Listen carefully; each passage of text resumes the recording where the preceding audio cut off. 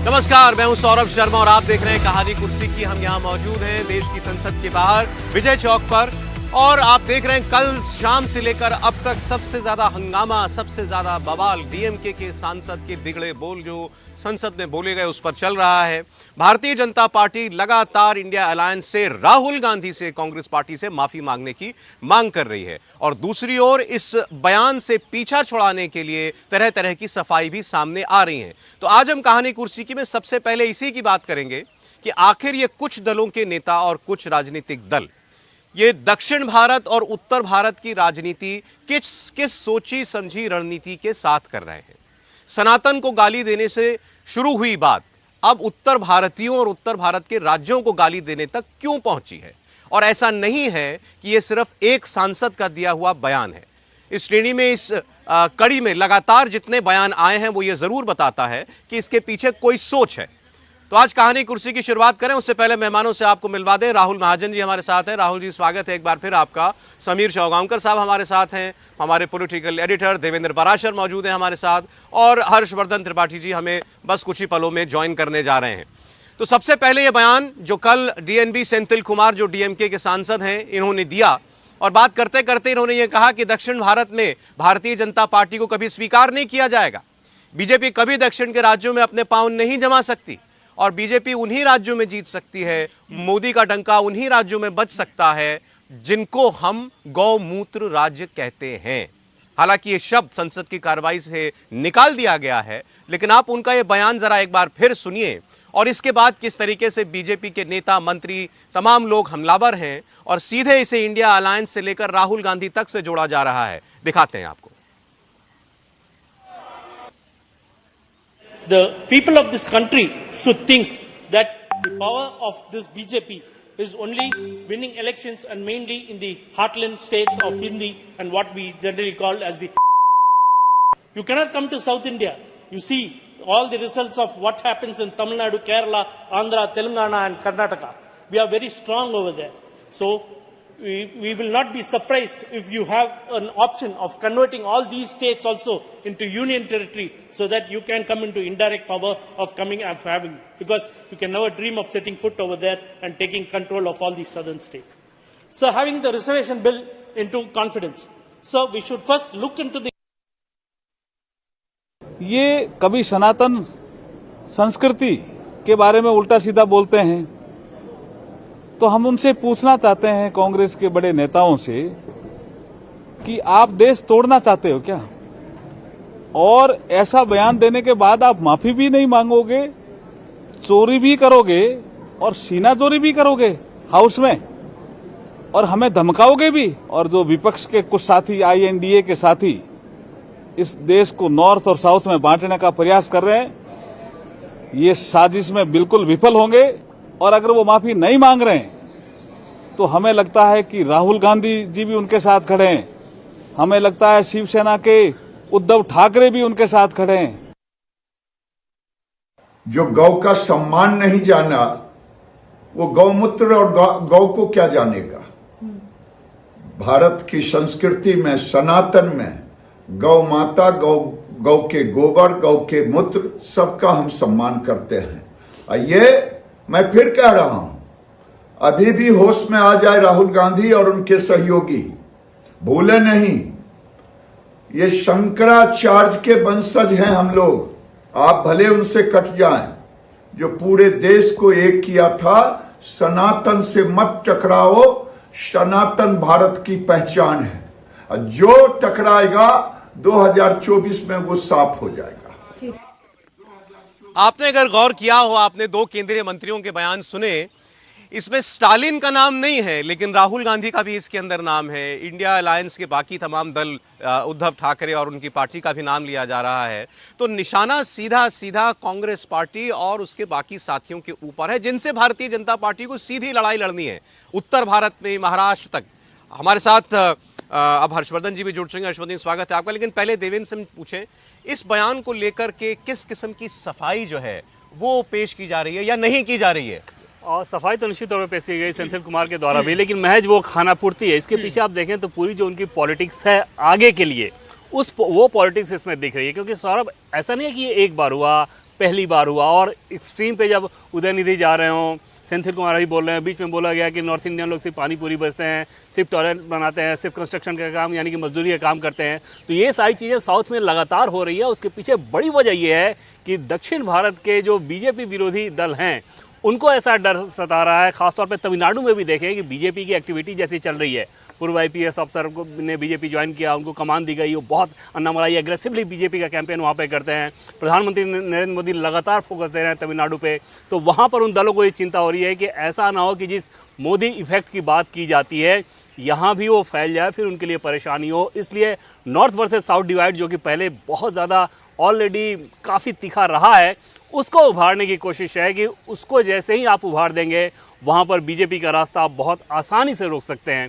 इस एक सोच के तहत डीएमके के नेता बार बार इस बात को कह रहे हैं। और सिर्फ डीएमके के नेता ही नहीं कह रहे हैं, बाकी जैसे एमडीएमके के नेता को भी देखें और वो लोग भी कहीं ना कहीं इसमें सुर मिलाते नजर आ रहे हैं। तो तमिलनाडु, कर्नाटक, केरल, इन सारे राज्यों में बीजेपी बहुत ज़्यादा, तेलंगाना मजबूत ना हो जाए उसे रोकने की कोशिश के तौर पे इसे देखा जा रहा है। लेकिन जो बात समझ में नहीं आती वो ये कि दक्षिण में भारतीय जनता पार्टी या मोदी के कदमों को रोकने के लिए ये आत्मघाती उत्तर भारत में कैसे साबित होगा कांग्रेस पार्टी के लिए, ये उसे समझ में क्यों नहीं आ रहा है। और क्या जो मैसेज कन्वे किया जाना चाहिए था, क्योंकि अब तो ये बात जो है कई महीने पुरानी हो चुकी, वो क्यों नहीं डीएमके या बाकी ऐसे तमाम दल जो ये बातें कर रहे हैं उनको दिया जा रहा। हर्षवर्धन त्रिपाठी जी, एक कॉन्टेक्स्ट के लिए केवल 346 सीटें ऊपर कश्मीर से लेकर के महाराष्ट्र तक और गुजरात से लेकर के बिहार और असम तक 346 सीटें हैं। ये वो स्टेट्स हैं जहां पर असल मुकाबला होना है नरेंद्र मोदी का कांग्रेस पार्टी के साथ।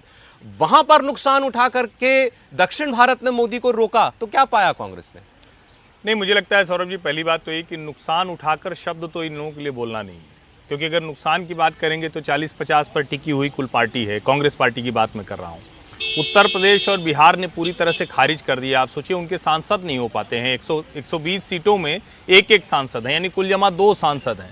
और सिर्फ इतना नहीं कि 2 सांसद हैं, जब उसके बाद आप आते हैं राजस्थान में, मध्य प्रदेश में, गुजरात तो खैर पूरी ही तरह से है, तो आप मध्य प्रदेश जैसे राज्य में भी देखते हैं कि 1 सांसद है। सिर्फ छिंदवाड़ा के अलावा कोई सीट वो जीत नहीं पाते हैं। एक तरह से कहें कि जो गांधी परिवार, विशेष करके राहुल गांधी की अगुवाई वाली कांग्रेस, उसकी हताशा अब यहां पहुंच गई। और वो हताशा कब चरम पर पहुंची? वो हताशा तब चरम पर पहुंची जब एक सामान्य महिला ने, मैं फिर से दोहरा रहा हूं, सामान्य महिला स्मृति ईरानी ने उनको अमेठी से हरा दिया, उनको भागना पड़ गया वायनाड। तब उनका गुस्सा उत्तर भारत के प्रति बढ़ गया। उनको लगता था हम चाहे जैसे रखें, आप जिस भी तरह से रहें, लेकिन आपको गर्व होना चाहिए, आपको ये सोचना चाहिए कि गांधी परिवार आपकी नुमाइंदगी कर रहा है। उत्तर प्रदेश के लोगों ने खारिज कर दिया, कहा हमें नहीं चाहिए नुमाइंदगी, अब सिर्फ सोनिया जी की नुमाइंदगी बची। दूसरा, जिस तरह से नरेंद्र मोदी गुजरात से हैं, लेकिन उसके बावजूद वो काशी में आते हैं, काशी में आकर जम जाते हैं और पूरे देश में वो हिंदुत्व के जरिए, हिंदू के जरिए, सनातन के जरिए वो चेन की तरह जोड़ रहे हैं। अब इसको अगर हम 2 संदर्भों में देखें, एक संदर्भ आदि शंकर का, वो निकले केरल से निकलकर उनको क्या लगा? उनको लगा भाई इस वक्त का जो झगड़ा है, सनातन की मुश्किल है, तो उन्होंने कहा देश के अलग अलग हिस्सों में हम मठ बनाएंगे जो हिंदू आस्था के केंद्र होंगे, जिसमें वो उत्तराखंड में भी गए, देश के अलग अलग हिस्सों में गए, 4 मठ बना दिए, वो 4 धाम बन गए। फिर अहिल्या देवी होलकर, जो अहिल्याबाई होलकर हैं, जो मध्य प्रदेश से आती हैं, उन्होंने क्या किया? उन्होंने कहा जहां जहां शिव मंदिर है उनका हम पुनरुद्धार करेंगे। तो चाहे रामेश्वरम का मंदिर हो, चाहे काशी विश्वनाथ का मंदिर हो, वो काम उन्होंने किया।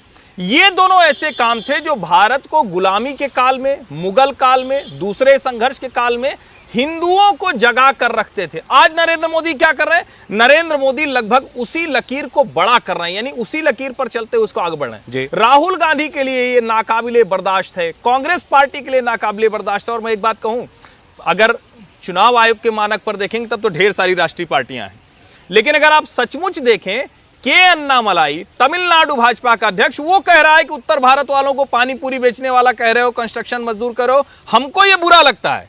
कोई और राष्ट्रीय पार्टी की तरह व्यवहार नहीं कर रहा है। हिंदू के नाम पर, राष्ट्रीय चरित्र के नाम पर भारतीय जनता पार्टी के अलावा कोई खड़ा नहीं। उनको लगता है हम जाति से बांट सकते हैं, ऐसी टिप्पणियों से बांट सकते हैं, उत्तर दक्षिण विभाजन से बांट सकते हैं, लेकिन मुझे लगता है वो बड़ी संकट में फंसने। लेकिन अभी आपने जो कांग्रेस पार्टी का संकट बयान किया, तो इससे तो फिर और ऑब्वियस है ना कि राहुल गांधी को इस पर खुलकर बोलना चाहिए था, तभी बोल देना चाहिए था जब उदयनिधि स्टालिन ने इन सब बातों की, अनाप शनाप बातों की शुरुआत की थी। राहुल गांधी क्यों खामोश है? इतना कहना क्यों मुश्किल है उनके लिए कि ये बातें बिल्कुल बकवास हैं, ऐसी बातें नहीं होनी चाहिए? देखिए साफ है कि जो बीजेपी है उसका एक टारगेट है साउथ को लेकर। उसका टारगेट है कि वो लगभग 60 सीटें वहाँ से जीत के आए, ये उन्होंने एक लक्ष्य रखा हुआ है। अब ये तो चाहे वो डीएमके जैसी पार्टियां हों, बाकी पार्टियां हों, और कांग्रेस खासतौर से जिसका आधार अब केवल साउथ की तरफ दिखाई दे रहा है, उसका डर है। और ये पहली बार नहीं है कि इस तरह के बयान, मतलब इस तरह की कोशिशें की गई। द्रविडियन वर्सेस आर्यन पॉलिटिक्स जो है पहले भी डीएमके और उन्होंने शुरू किया था बाकायदा, और भी उससे आगे बढ़कर हिंदी वर्सेस बाकी लैंग्वेजेस, साउथ की लैंग्वेजेस को भी उन्होंने बहुत हवा दी। तो ये उनका प्रयास है कि जो बीजेपी जैसा संगठन, जो कि एक ऑर्गेनाइज पार्टी है, और देखा है उन्होंने किस तरह से चुनाव लड़ते हैं और किस तरह से उनका आधार बन जाता है किसी स्टेट में, उसको वो साउथ में ना घुसने दें। अब उसके लिए तरह तरह से कोशिशें की जा रही हैं कि किस तरह से उसको रोका। नहीं, राहुल गांधी अगर नहीं बोल रहे हैं इस पर, या राहुल गांधी भी इसी डर से कि वो दक्षिण का मेरा मतदाता नाराज हो जाएगा, वो ये कह रहे। देखिए उन्होंने क्या किया, उन्होंने अभी तो एक कोशिश शुरू की है राहुल गांधी ने, वो सॉफ्ट हिंदुत्व की कोशिश उन्होंने शुरू की है। अब अगर वो उसको भी बीच में छोड़ के दोबारा उस साइड घुस जाएंगे तो उनकी अपनी कोशिश जो है वो बेकार हो जाएगी, मुझे लगता है। तो उनकी भी कैलकुलेटेड है, और वो ये भी देख रहे हैं कि चाहे कांग्रेस जो है वो साउथ में, जैसे तमिलनाडु है, उसमें ना जीते, लेकिन डीएमके जीत जाए, जिनके साथ कम से कम वो अलायंस तो कर सकते हैं केंद्र में सरकार बनाने की। चाहे उत्तर में इसका रिएक्शन हो, चाहे उत्तर में आपको इसका नुकसान हो। उत्तर में तो वैसे ही कांग्रेस की हालत काफी खराब। तो मतलब उन्होंने उत्तर में तो हथियार डाल दिए, इसका मतलब इससे तो यही मतलब एक लाइन बस मैं जोड़ दूं। देखिए इसको यूं समझिए कि कांग्रेस पार्टी को अब लग रहा है कि क्षेत्रीय दलों का हिस्सा हम ले लें, हम मुस्लिम वोट, सेकुलर वोट ले लें।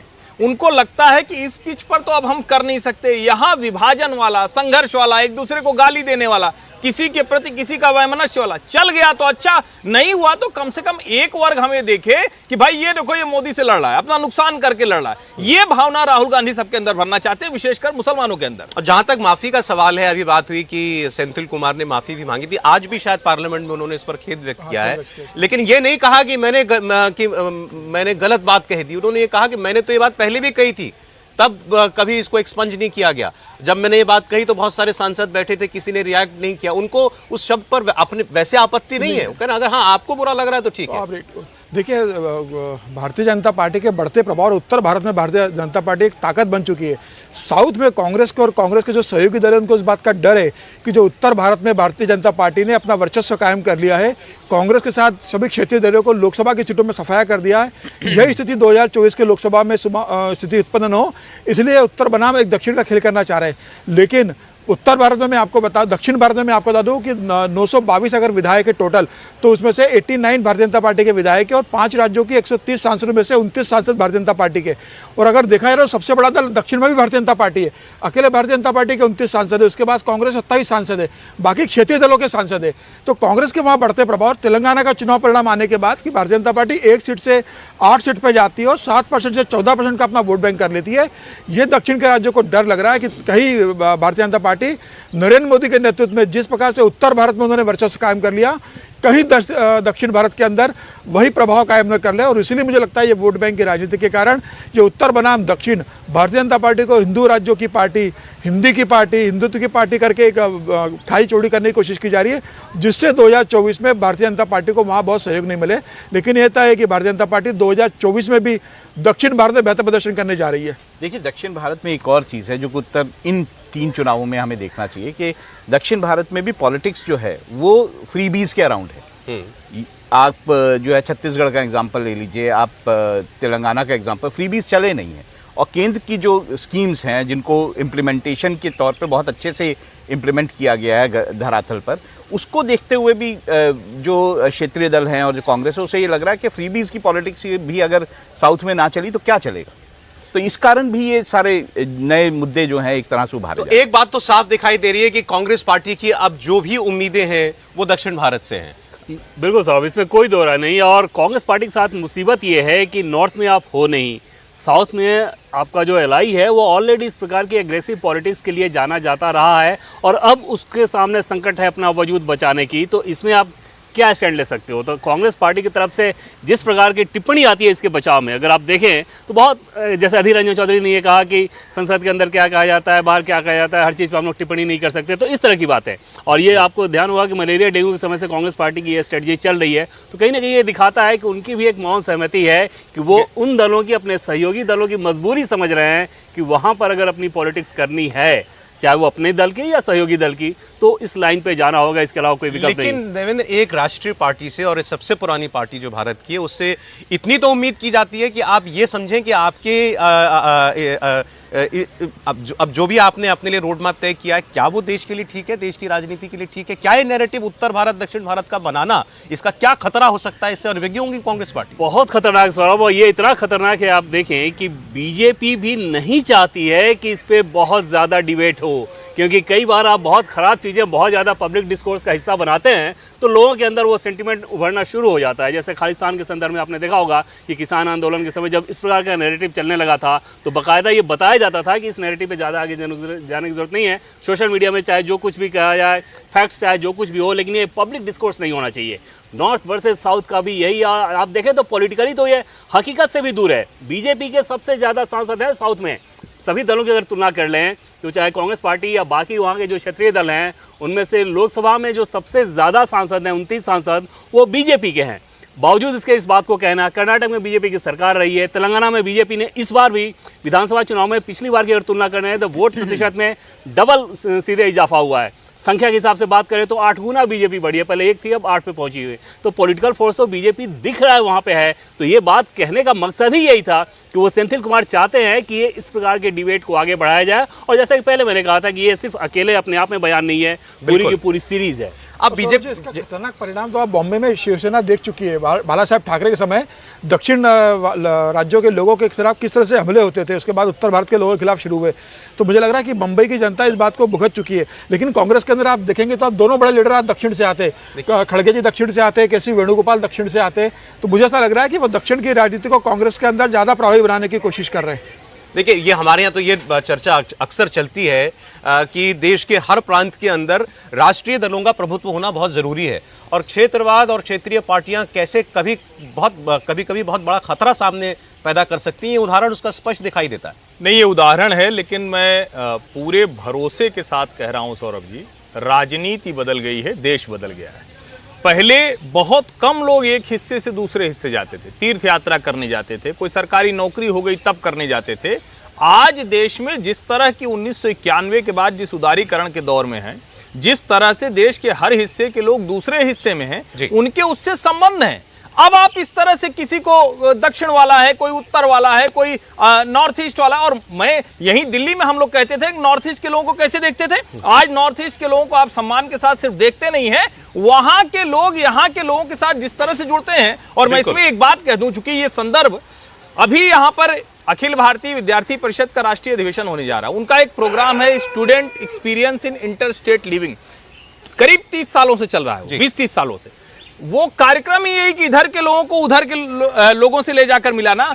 सवाल ये है कि क्या दूसरी राजनीतिक दल इस तरह के सामाजिक संभाव का कार्यक्रम नहीं चला सकते हैं, ये बड़ा सवाल है। अभी इसमें आपने इंडिया अलायंस की क्या राजनीति हो सकती है, इस किस्म के शर्मनाक बयान दिए जाना और उनका उस तरीके से उत्तर अंदर से ना आना, जवाब ना आना, और भारतीय जनता पार्टी को उत्तर भारत में इससे क्या मदद मिलेगी, ये तो हमने बात की। लेकिन क्या वाकई में दक्षिण में प्रधानमंत्री नरेंद्र मोदी कोई लिमिटेशन महसूस करते हैं? क्या भारतीय जनता पार्टी को दक्षिण में और अपनी पांव जमाने में, जड़ें गहरी करने में कोई वाकई कोई चिंता जो है या कोई दिक्कत सामने खड़ी नजर आती है? इस पर हम लोग बात करेंगे और आंकड़े भी हम लोग देंगे एक छोटे से ब्रेक के बाद।